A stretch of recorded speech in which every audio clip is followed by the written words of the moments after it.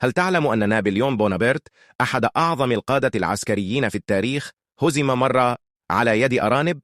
نعم، لقد قرأت ذلك بشكل صحيح. في إحدى رحلات الصيد أطلق نابليون سراح مئات الأرانب، لكنها بدلا من الهروب هاجمته هو وفريقه. ولكن انتظر، القصة لا تنتهي هنا. في العصور الوسطى كانت الحيوانات تحاكم أمام القضاء كالبشر. نعم، لو قتلت أفعى شخصا أو أتلف خنزير المحاصيل كان يتم تقديمهم للمحاكمة. فهل تعتقد أن هذه القوانين كانت عادلة؟